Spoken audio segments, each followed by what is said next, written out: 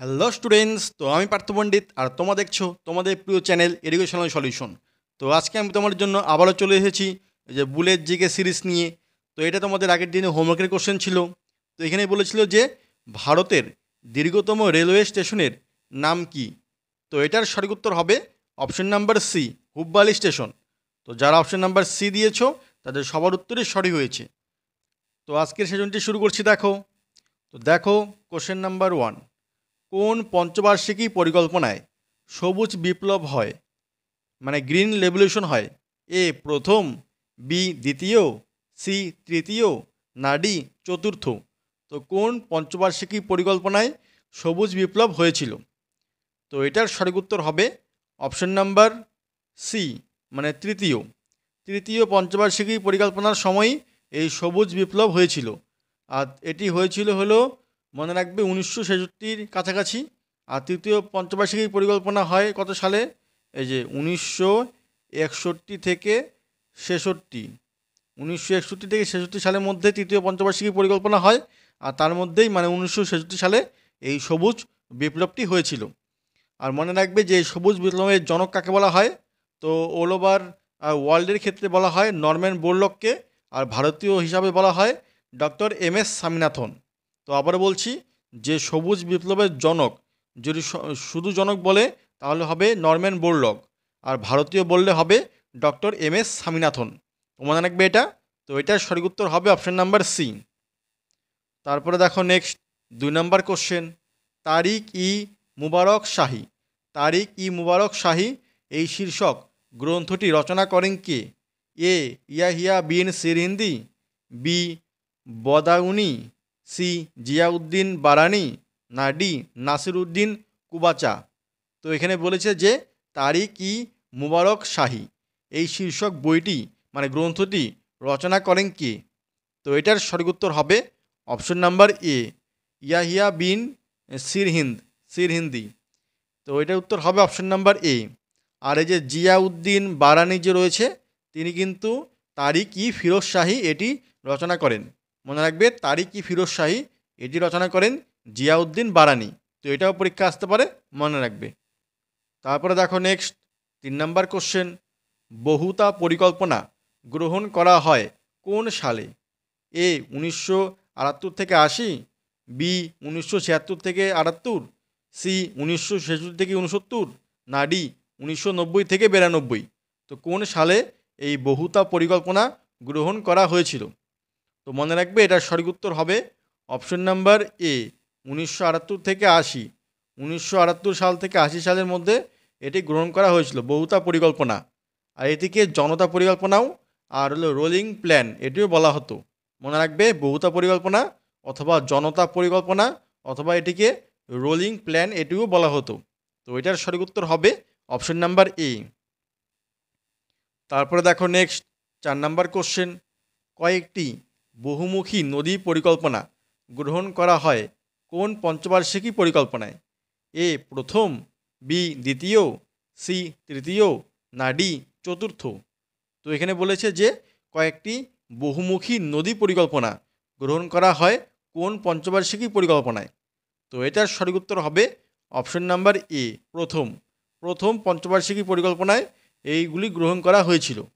আর মনে রাখবে, প্রথম পরিকল্পনা হয় কবে? এই যে 1951 সাল থেকে 56, 1951 সাল থেকে 56 এটি হলো প্রথম পঞ্চবার্ষিকী পরিকল্পনা। আর তখন মডেল ছিল হলো হ্যারড ডোমার মডেল।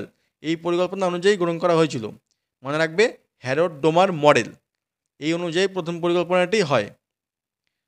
তারপরে দেখো নেক্সট 5 নাম্বার কোশ্চেন, কোন সুলতান প্রথম নিয়মিত মুদ্রা চালু করেন এবং দিল্লিকে তার সাম্রাজ্যের রাজধানী হিসাবে ঘোষণা করেন? তো বলেছে এখানে যে কোন সুলতান প্রথম নিয়মিত মুদ্রা চালু করেন এবং দিল্লিকে তার সাম্রাজ্যের রাজধানী হিসাবে ঘোষণা করেন? এ কুতুবুদ্দিন আইবক, বি ইলতুৎমিশ, সি গিয়াসউদ্দিন বলবন, না ডি আরাম শাহ? তো কোনটা উত্তর হবে দেখো। তো মুদ্রা চালু করেন আর দিল্লিতে রাজধানী স্থানান্তরিত করেন। তো এটার উত্তর হবে অপশন নাম্বার বি, ইলতুৎমিশ। তো ইলতুৎমিশই এগুলি করেছিলেন। তো এটার সঠিক উত্তর হবে অপশন নাম্বার বি। আর তিনি যে দুটি মুদ্রা চালু করেছিলেন তার নাম হলো টঙ্কা ও জিতল। মনে রাখবে, টঙ্কা ও জিতল এই দুটি মুদ্রা তিনি চালু করেছিলেন। তারপরে দেখো নেক্সট 6 নাম্বার কোশ্চেন, জিএনপি মানে গ্রস ন্যাশনাল প্রোডাক্ট কার্য করার সময় কোন বিষয়টি বিবেচিত হয় না? এই জিএনপি কার্য করার সময় কোন বিষয়টি বিবেচিত হয় না? এ নাগরিকদের মাথাপিছু আয়, বি সরকার দ্বারা পণ্য ক্রয়, সি বেসরকারি বিনিয়োগ, না ডি নিট বৈদেশিক বিনিয়োগ। তো বলেছে জিএনপি মানে গ্রস ন্যাশনাল প্রোডাক্ট, এটি কার্য করার সময় কোন বিষয়টি বিবেচিত হয় না? তো এটার সঠিক উত্তর হবে অপশন নাম্বার এ, নাগরিকদের মাথাপিছু আয়। নাগরিকদের যে মাথাপিছু আয় হয়, মানুষের ইনকাম, সেগুলি বিবেচিত হয় না। তো মনে রাখবে, এটার উত্তর হবে অপশন নাম্বার এ। তারপরে দেখো নেক্সট 7 নাম্বার কোশ্চেন, ট্রানজিস্টারে ব্যবহৃত হয় যে ধাতু, সেটি হলো কোনটি? কোন ধাতু ব্যবহৃত হয় এই ট্রানজিস্টারে? A germanium, B silicon, C aluminium, না ডি এ ও বি উভয়ই। তো বলেছে এখানে যে ট্রানজিস্টারে ব্যবহৃত হয় যে ধাতু, সেই ধাতু হলো কোনটি? তো এটার সঠিক উত্তর হবে অপশন নাম্বার ডি, এ ও বি উভয়ই। এই জার্মেনিয়াম আর সিলিকন এই দুটোই কিন্তু দরকার হয়। তো এটার উত্তর হবে অপশন নাম্বার ডি, এ ও বি উভয়ই ব্যবহৃত হয়। আর মনে রাখবে যে এই সিলিকন ও জার্মেনিয়াম কিন্তু অর্ধপরিবাহী, আর এটি কিন্তু ওহমের সূত্র মানে না, আর এটি অর্ধপরিবাহী, কিন্তু মনে রাখবে অর্ধপরিবাহী। তো স্টুডেন্টস, তোমরা যারা এখনও ভিডিওটি লাইক বা শেয়ার করোনি, তোমরা তাড়াতাড়ি একটি লাইক আর একটি শেয়ার করে দাও, কারণ তোমাদের লাইক দেখলেই আমি আরও উৎসাহিত হই ভিডিও বানানোর জন্য। এর জন্য তোমাদের লাইকটি খুবই জরুরি। তারপরে দেখো নেক্সট 8 নাম্বার কোশ্চেন, আলাউদ্দিন খলজির প্রবর্তিত দাগ প্রথা বলতে কি বোঝায়? এ ব্যবসায়ীদের নাম নথিভুক্তকরণ, বি সৈন্যদের দৈহিক বৈশিষ্ট্য লিপিবদ্ধকরণ, না সি অশ্ব চিহ্নিতকরণ, না ডি ওপরে কোনোটিই নয়। তো আলাউদ্দিন খলজির প্রবর্তিত দাগ প্রথা বলতে কি বোঝায়? তিনি দুটি প্রথা করেছিলেন, দাগ ও হুলিয়া। তো হুলিয়া প্রথা যে কী বলেছিলেন, মনে রাখবে হুলিয়া হলো সৈন্যদের যে দৈহিক লিপিবদ্ধকরণ, এটা হলো হুলিয়া প্রথা। আর যে দাগ বলেছে, দাগ হলো অপশন নাম্বার সি, অশ্ব চিহ্নিতকরণ। তো এটার উত্তর হবে অপশন নাম্বার সি, অশ্ব চিহ্নিতকরণ। মানে অশ্ব চিহ্নিত করার জন্য আগের জন্য এই দাগ প্রথা করা হতো, মানে ঘোড়ার ওপর কিছু দাগ বা চিহ্ন করে দেওয়া হতো পরিচয় করার জন্য। আর হুলিয়া হলো সৈন্যদের দৈহিক বৈশিষ্ট্য লিপিবদ্ধকরণের জন্য। মানে এখন যে বর্তমানে সাইন, তারপরে ফটো মিলানো হয়, যে কোনো পরীক্ষায় গেলে বা যে কোনো জায়গায় গেলে তোমাদের আইডেন্টি কার্ড হিসাবে ছবি, তারপরে সাইন করা হয়, এই সবগুলো এরকম টাইপেরই এটি, যে দাগ ও হুলিয়া। তো মনে রাখবে, এটার উত্তর হবে অপশন নাম্বার সি। তারপরে দেখো নেক্সট 9 নাম্বার কোশ্চেন, কোন সুলতান প্রথম খলিফার থেকে অনুমোদন লাভ করেছিলেন? এ আলাউদ্দিন খলজি, বি গিয়াসুদ্দিন বলবন, সি ইলতুৎমিশ, না ডি ফিরোজ শাহ তুগলক। তো বলেছে এখানে যে কোন সুলতান প্রথম খলিফার থেকে অনুমোদন লাভ করেছিলেন? তো মনে রাখবে, এটার উত্তর হবে অপশন নাম্বার সি, ইলতুৎমিশ। এই ইলতুৎমিশই প্রথম খলিফার থেকে অনুমোদন লাভ করেছিলেন। তো এটার সঠিক উত্তর হবে অপশন নাম্বার সি। তারপরে দেখো নেক্সট 10 নাম্বার কোশ্চেন, কত সালে আলাউদ্দিন খলজি রণথম্ভোর আক্রমণ করেছিলেন? এ 1301, বি 1302, সি 1303, না ডি 1305। তো কোন সালে আলাউদ্দিন খলজি রণথম্ভোর আক্রমণ করেছিলেন? তো এটার সঠিক উত্তর হবে অপশন নাম্বার এ, 1301। 1301 সালে এই আলাউদ্দিন খলজি রণথম্ভোর আক্রমণ করেছিলেন।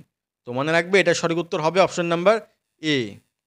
তারপরে দেখো নেক্সট 11 নাম্বার কোশ্চেন, দিল্লির সুলতানি পর্বে জমি জরিপ বিষয়টিকে কি বলা হতো? এ মসাহাত, বি ঘাজি, সি ঘাল্লা বকশি, না ডি কিসমাত ই ঘাল্লা।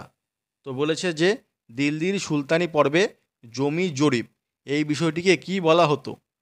তো এটার সঠিক উত্তর হবে অপশন নাম্বার এ, মসাহাত। মসাহাত এটি হলো এই জমি জরিপ বিষয়টিকে বলা হতো তখনকার সময় দিল্লির সুলতানি পর্বে। তো এটার সঠিক উত্তর হবে অপশন নাম্বার এ। তারপরে দেখো নেক্সট 12 নাম্বার কোশ্চেন, সংবিধানের 9তম তফসিল কততম সংবিধান সংশোধনীর মাধ্যমে যুক্ত করা হয়? এ ফার্স্ট সংবিধান সংশোধনী, বি 42তম, সি 10তম, না ডি 73তম? তো বলেছে যে সংবিধানের নবমতম তফসিল কততম সংবিধান সংশোধনীর মাধ্যমে যুক্ত করা হয়?